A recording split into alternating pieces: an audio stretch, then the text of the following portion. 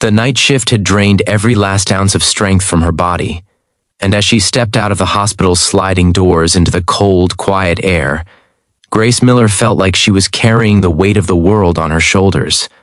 Her shoes were soaked from spilled saline, her scrubs smelled faintly of antiseptic, and her back ached from 12 relentless hours of running between rooms, comforting frightened families, and holding the hands of patients who didn't want to face the darkness alone. She had barely made it to the edge of the parking lot when a convoy of black SUVs rolled in, headlights slicing through the fog, and heavily armed Navy SEALs poured out, surrounding her in complete silence. Then, in a moment that would shatter everything she thought she knew about her life, the commanding officer stepped forward, saluted her, and addressed her as ma'am. If you believe in kindness, second chances, and the power of unseen sacrifices, take a moment right now to like this video, share it with someone who needs hope, leave a comment, and subscribe to the channel for more emotional stories that touch the heart. Grace froze, her heart pounding so loudly she could barely hear the officer's words echoing in her mind. Ma'am. The word felt foreign, almost absurd, as if it had been spoken to the wrong person. She was just a nurse. Just a woman who lived in a small apartment in Columbus, Ohio, who drove a 10-year-old sedan and spent her days caring for strangers. She had no rank, no medals, no secrets. Or at least, that's what she had believed for the last 8 years. But the solemn expressions on the faces of the men surrounding her told a different story, one that reached deep into a past she had tried desperately to bury. Years earlier, Grace had been someone else entirely. Before the quiet hospital corridors, before the endless nights of tending to pain and fear, she had been part of a classified medical response unit attached to special operations teams. She had been trained to operate in war zones, disaster sites, and covert missions where medical help could mean the difference between life and death in seconds. She had saved soldiers in burning deserts, stitched wounds in collapsing buildings, and whispered comfort to young men who were terrified they would never see home again.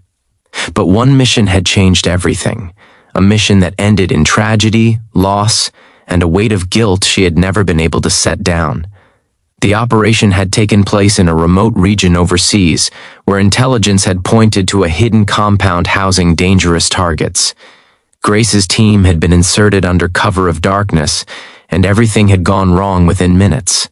An unexpected explosion, a building collapse, and chaos had swallowed the mission whole.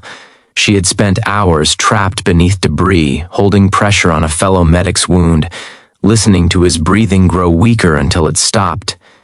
By the time rescue arrived, half her team was gone. The psychological scars that followed were deeper than any physical injury, and after months of silence, grief, and endless nights of reliving those moments, Grace had quietly resigned from the program. She disappeared into civilian life, determined to serve in a way that felt safer, quieter, and less likely to destroy her from the inside. Becoming a nurse had given her purpose again. At St. Catherine's Medical Center, she poured every fragment of her strength into her patients. She worked double shifts, volunteered for the toughest cases, and stayed long after her hours were over to comfort families who were losing loved ones. Her coworkers admired her resilience, though few knew the cost behind it. Grace rarely spoke about her past. She kept her head down, lived simply, and tried to build a life that revolved around compassion instead of combat. That life shattered in an instant as the SEALs closed in around her in the parking lot. Their leader, a broad-shouldered man with piercing eyes and a voice shaped by years of command, explained that one of their own had been critically injured during a classified training operation nearby. The local hospitals had exhausted every option. The injuries were complex, the situation unstable, and time was running out. Then someone had recognized Grace's name in old military medical records. They had traced her location and come as fast as they could. She was their last hope. Fear and hesitation tangled inside her chest. She had sworn never to return to that world, never to step back into the kind of pressure that had once nearly destroyed her. But the memory of dying soldiers, of helplessness, and of promises made to those who never came home surged forward. Without another word, Grace nodded, climbed into the SUV, and allowed herself to be pulled back into the storm.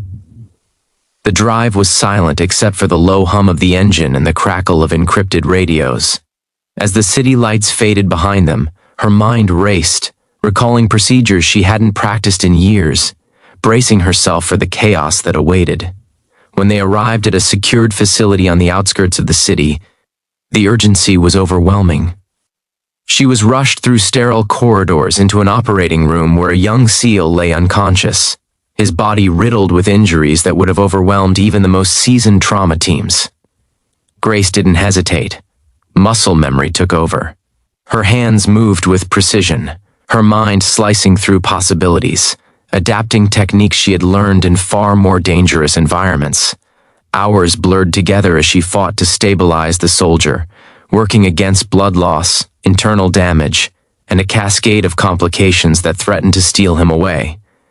Every decision carried immense weight, every second mattered.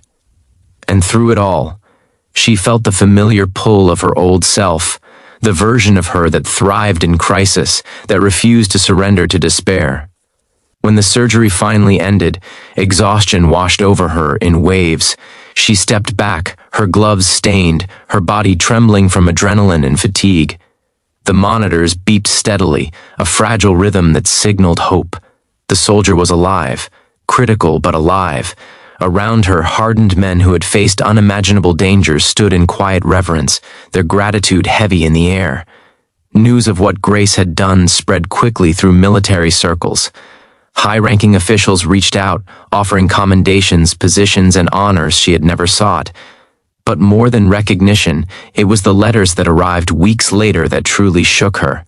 Families of soldiers she had once saved wrote to thank her, sharing stories of weddings, graduations, and children born because their loved ones had lived.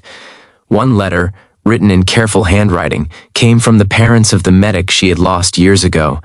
They thanked her for being there in his final moments, for giving him comfort when no one else could. Grace wept as she read their words, feeling a piece of her long-held guilt finally loosen its grip. Life didn't suddenly become perfect. The memories didn't vanish. But something inside her shifted. She returned to St. Catherine's with a renewed sense of purpose, her compassion deepened by the understanding that even in unimaginable darkness, light could still be found. She began training younger nurses in advanced emergency care, quietly preparing them for situations they hoped never to face. Her apartment walls slowly filled with photographs of patients who had recovered, letters of gratitude, and small reminders that her life, though marked by pain, had meaning beyond measure. One evening, months later, Grace stood once more in the hospital parking lot as the sun dipped below the horizon, painting the sky in soft shades of gold and purple. The memory of that night with the SEALs no longer filled her with fear, but with a strange sense of peace. She understood now that she could never fully escape her past, nor should she. It was part of what had shaped her into someone capable of extraordinary compassion and courage. If this story has touched your heart, please take a moment to like the video, share it with someone who needs hope, and subscribe to the channel so more people can find stories that remind us of the power of humanity. And before the ending, I'd love to hear from you. Please comment below what part of the story moved you the most. As Grace walked toward her car, she glanced back at the hospital, its windows glowing warmly in the fading light. Inside, lives were being saved, comfort was being given, and quiet miracles were unfolding every second.